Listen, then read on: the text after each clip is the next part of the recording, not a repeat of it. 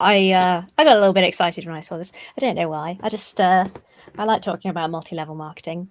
I feel like it's a winning fight, which is part of part of what we're going to talk about. So yeah, this is an article from January this year by Will Anderson. It's on the Gospel Coalition, and it's basically a sort of warning message for Christians about multi-level marketing being spread in churches or spread among church communities, which is such a huge problem. This is where the phrase Mormons losing money comes from, because certain religious groups, and Utah is like a hotbed of multi-level marketing activity. So it's just going over the different personal things that Will Anderson has been preached at. And part of what I thought was interesting, and we've got another article as well on Patheos by Captain Cassidy from 2021. And what I thought was so interesting about both of them is the aspect that they're both missing, because they come from this perspective of what people are discussing when they're trying to preach the MLMs to you as a couple or like as a man.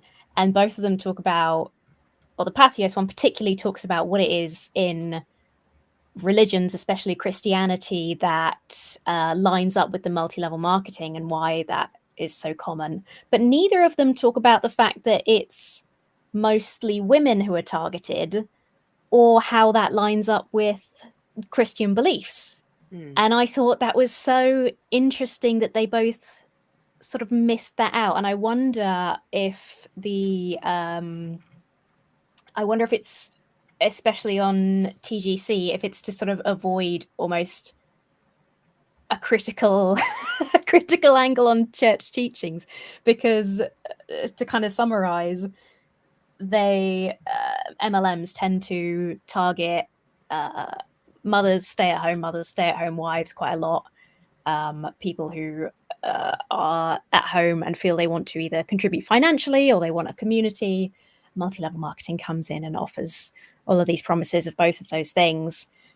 And that just fits in with Christian wives particularly so well, because most of those communities are usually preaching that women should be staying at home. There's a huge amount of manipulation regarding seeing your children grow up, and being a good mother is being at home with the children. And so this company will allow you to do that. And that's such a huge part of it in all of the research I've done. I just thought it was wild that neither of these mentioned the women in the home aspect at all. So yeah, I don't know if you guys want to jump in. Yeah. Good. Yeah, Teo, what do you have to say? Oh, I wanted to go with a personal anecdote, because there is a guy who helped me with some episodes, and he has joined several Christian groups. Amongst them, WhatsApp groups. I don't have WhatsApp, he has. And he told me that as soon as he joined some of the Christian groups, immediately his private message got flooded with this type of scams, where they were trying to offer him this, hey, get rich by selling and doing nothing, blah, blah, blah. And we were talking about that. He was like, okay, why do you think that this is? We were talking in a group. We believe, and we may be totally wrong, but maybe, as Emma was explaining, the way how churches tend to work, that you have stay-at-home wives, you have this idea of trusting people from your community.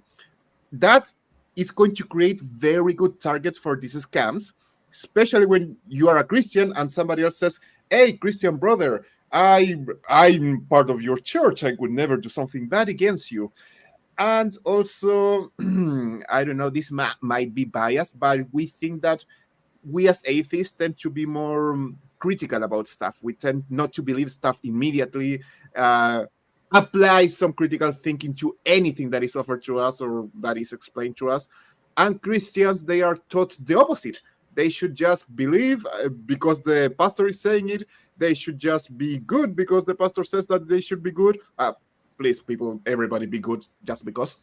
But they tend not to analyze things that much, or that was our conclusion after this anecdote of this friend receiving so many messages of people who believed he was a Christian, so they were trying to scam him with this MLM thing. So, yeah, later I will say more stuff, but that was a personal thing that I feel connected very well with what Emma was saying. Yeah, I just wanted to, I guess, like add a bit of anecdote myself during my non-denom days. I remember being pitched several multi-level marketing schemes. Like, it seemed like that some cases the pastor would allow certain groups or people who were involved with certain multi-level marketing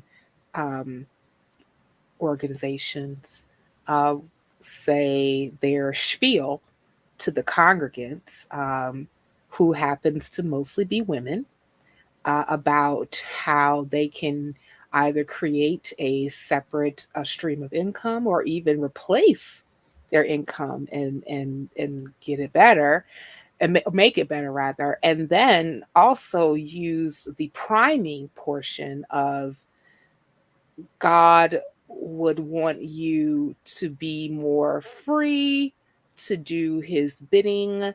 And if you happen to be involved with said business, which is in some cases completely 100% Christian owned and ran, that you could do this and be able to be blessed in the city, be blessed in the fields, be blessed when you come and when you go.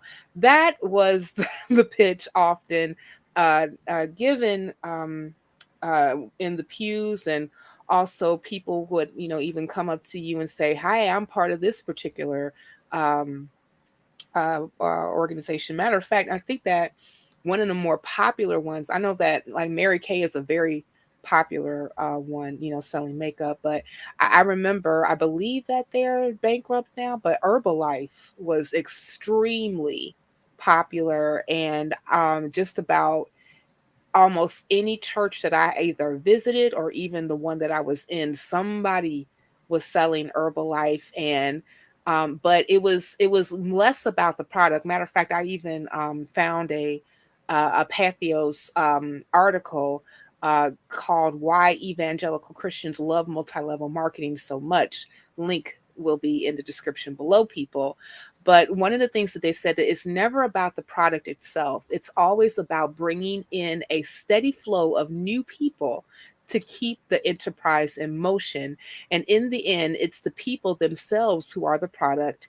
And the more you bring in, the more there will be more to bring in, and who can then bring in still more, and so on. It almost reminds me of the divine commission to go out into the world and to preach the gospel and compel more to come in. It seems like the same type of ideology is also being applied when we're talking about multi-level marketing. But and I guess this is one of the hooking points that will actually bring people in as well. Yeah, one of the things that we were talking about before we went to tape was the term downlining. Is that correct? Mm-hmm. And so it's just like that was something that I didn't know quite about. I knew it was a pyramid scheme, but like you're saying, Cynthia, that it's just bringing more people to bring more people to bring more people to, just underneath you. Am I getting this right? Yeah, that's right. And generally in these companies, almost always, especially in the bigger Christian-owned and run companies, people are paying, upwards of $200 to join. So that's where you're getting the money from, less actually having outside customers. So each salesperson that joins is a, $200 or whatever customer. And that's where you get a lot of the money from as well. Okay, so if these were just, say, one step downline from me, I would take that 200, I would take a portion of it and move the rest of them to those that are above me. Is that correct? You would get a tiny, tiny little commission, depending on the company. You'd get, like 12% or something. But Emma, I do apologize for interjecting, but I was just thinking about something that in some of these multi-level marketing organizations, even though that there may be a product associated with it, most people prefer to do the downlining, because the more people that they get under them, the more that it moves them up on the pyramid chain, and they're getting more commission from them bringing in people, the people bringing in people, the people that bringing in the people that's bringing in the people that's bringing in the people, and instead of just like actually selling like the shake or the vitamin or the whatever that they're selling. Yeah. Well, the thing is, the selling a shake or a mascara for 10 to 25% commission is a tiny, tiny, tiny bit of revenue, especially with all your outgoing costs. The only way to make money with a company selling really low cost products is to have a big downline. And once your downline gets, and it's 1% of all of the distributors that get to that level, but once it gets big enough, you stop having to do quote unquote the work, because essentially all of your downlines are doing the work and they're trying to build their downlines, so you're getting more and more, and you just basically, that's the point where you watch the paychecks roll in. But that's the thing that's always interesting to me, and this is kind of an aside from the specifics of the article now, but I think it's always worth commenting on. Almost always the people in that top 1% who are like the real aspirational people that everyone desperately wants to be at that level, they're usually making about an average salary. They're not like millionaires. They're generally making like just below or the average salary for like the US. It's just not, it's not lucrative. But yeah, like you say, there was a it's super old now, but there's a documentary called Betting on Zero, from when, I've forgotten his name, but a stock market whiz was trying to short sell Herbalife, and this was before they went to court and they had to change all their rules and stuff to make it less pyramid schemey. But a huge amount of the time, that I like that documentary because I spend a lot of time with the victims, and it's essentially the biggest community of victims that's affected is this church group, this church community, and it's like torn this church community apart, because like Teo was saying earlier, it really hits a lot of the points that you have in your church life. And I think especially if you talk about Mormons and how it's interesting how many Mormons are in multi-level marketing, they've got the door knocking skills down to a T. They've got no inhibitions or learning, even when it comes to cold messaging people, reaching out to people fresh to try and share something, or is the kind way of putting it, because that's built into their church life. So these companies do just fit like right in. But they are shrinking. The multi-level marketing is dying out. I think based on what I can tell, it's still, the church groups is probably still the biggest, at least definitely in the US, but I think it's bigger in the US than anywhere else anyway. But the church groups are still the biggest like proponents of the multi-level marketing. I don't know. I keep seeing those groups in here. Let me go with a second personal anecdote, and then I want to mention something from the article. Once I was walking on the street, I was out of work and I had some free extra time. And there was somebody asking, typical surveys, and I decided, okay, I have done that awful job. I will help this person and I will answer the stupid survey. And this person started asking about my personal information, name and general stuff. And suddenly it was a girl, she asks, do you know about Herbalife? And I answer, oh yeah, that's an American pyramidal scheme. And her face got very red and she got very angry. And what is it a pyramid scheme? Oh, well, you have to buy that stuff, so you're giving your money to the person who is selling you. Oh, but did they force you to buy it? And I have the idea that maybe she was trying to sell me Herbalife, but I have no idea, because then she got very angry and left. But that's my personal general idea. So apparently they don't like when you tell them that they are being scammed and that they are trying to become scammers. But I guess that has more to do with, personal feelings. No, this is not a scam. I'm not being scammed. I'm doing an awesome job and I'm going to be rich one day. Okay. And now let's go back to I have to go back with this. But my point is, in here, I still see those things and people still believe that. And maybe that has a lot to do with evangelical churches increasing in numbers. I have no idea. So when I read the article, sorry, did you want to say something? No, I was just going to also say, and this is probably why you're experiencing this, Teo, where you were. Like most of these people who are actually getting into multi-level marketing that's pitched these particular schemes are also part of I've noticed a fairly poorer population of folks.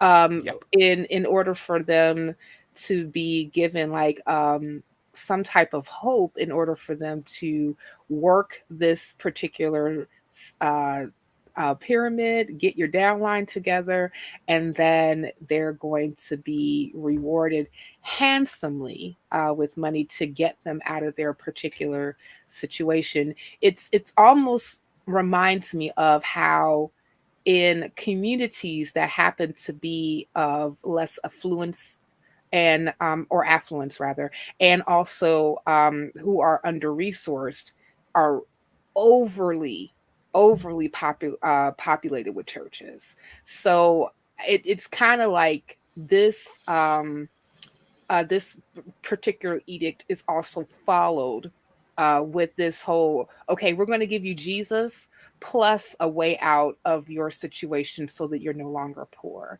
See, God's blessing. There you go. Yay. Yeah. Going back to the article for a little bit. The first one that I read, with by the one with Will Anderson, I always had to go back and keep in mind the audience that he was writing for, which was, this is a religious publication, trigger warning, or reader warning, I should say. Because when I start reading his articles, and his he's got these 5 points that he wants to let people know about. These are things that multi-level marketers might write to use to entice you into it, and what the problems were with an MLM person trying to sell you using these tools. And I'm reading some of the things that he's writing here, and he has a very misogynistic view of the world, you could say. No, Malty, not at all. Well, let's just forget that I went to their website and I looked at all of how they're set up there at this this, what was it, Sutherland Church. That's where he's a resident, a church planting resident of Sutherland's church. So it's another thing. So it's like they don't want you to become a part of the MLM because they need your money so they can make more of the Sutherland churches, which there are 4 of them now, all in California. But I mean, like I said, we're saying, like when he was talking about love the family well, when he's talking about the you can go out, and if you can make more money, then you don't have to work as long. What does it says? Providing you could turn me into that kind of man. And the problem we have is we would have no teachers, no bank tellers, no grocery workers or construction workers. I'm sorry, but 3 out of those 4, and others, 3 out of those 4 are at least 50% staffed by women, if not more, as far as I know, when I go into the grocery store or a bank the bank teller, and teachers, yes, the man seems to be a little bit out of touch, just say. And I think when on his last one, where he's talking about recruiting builds relationships, that really to me spoke of his fear, that what this is going to do is going to take money, is going to take the people that he needs to be in his community that he's trying to build away. And that's what he was talking about, a lot of this. Did any of you get that same feeling from this article? Yeah, you actually took what I was going to say, because I was going to mention the same 5 points, and I was going to mention that this reminded me a lot, the way how it's written. If you go and read it, guys, this is exactly how Jehovah's Witnesses write when they try to explain the stuff to you in the Watchtower or Young People Ask. Exactly the same, they try to sound profound, and they mention some specific Bible versicles. So it reminded me a lot of that. And I was going to go with a similar route to you, Malty, talking about how, they are also afraid that they are going to take the money that belongs to the church into this other scam. So I was also going to go with the 5 points and a kind of a specific extra, how to call it, extra warning. Yeah, I think it was like that. I was going to call it a deepity, the way that he was trying to explain it. But like the whole portion of the misogynistic aspect of writing it, not to mention, like you said, Malty, that the occupations that he mentioned mostly were at least about half occupied by women, or even how, like Emma, you mentioned how multi-level marketing has a tendency to target more women.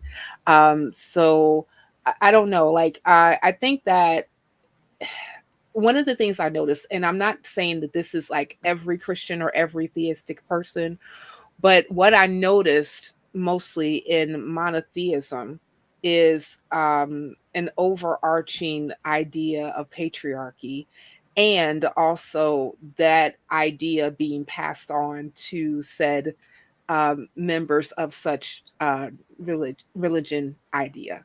So one of the things that if they're going to start to do any type of commentary about something that they happen to see, it's always going to come from more of a, how does this infringe on my male point of view? If that makes sense. Yep. It does. So I did like, well, yeah, go ahead, Teo. Go, Malty. No, I was going to say I'm happy that it's going in decline, but no, I will let you go.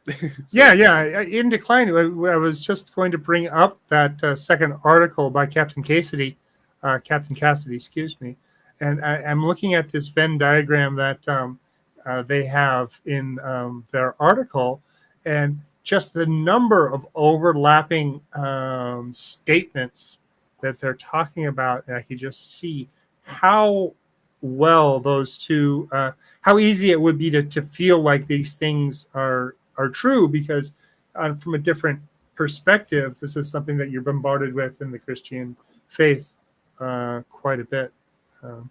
But so Emma, when you were saying that multi-level marketing is in decline, I saw what Captain Cassidy had said in their article. You've seen other things that support that this is something that's hopefully on its way out? Yeah, I mean, most of my experience and information has come from outside of the US, so I don't know if it's slightly different.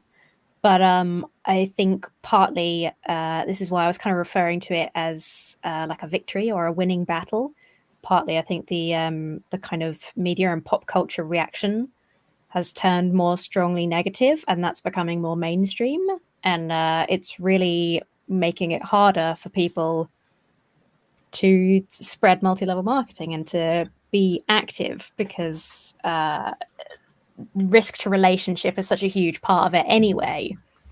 But if you say, oh, have you heard of such and such, and almost everyone you ask says, oh, the scam or pyramid scheme, you're going to get turned off pretty quickly. So it's I don't have any statistics on me, but it's definitely declining, and there have been some satisfying legal victories. Still pretty huge, and there was a fresh serve thanks to the pandemic, a fresh serving of new companies, as well as more people reaching out, which is unfortunate, but that's starting to die down again. So I think we can probably say that this is going in the right direction, and feel hopeful about that. Could it be a step in the right direction? Yeah.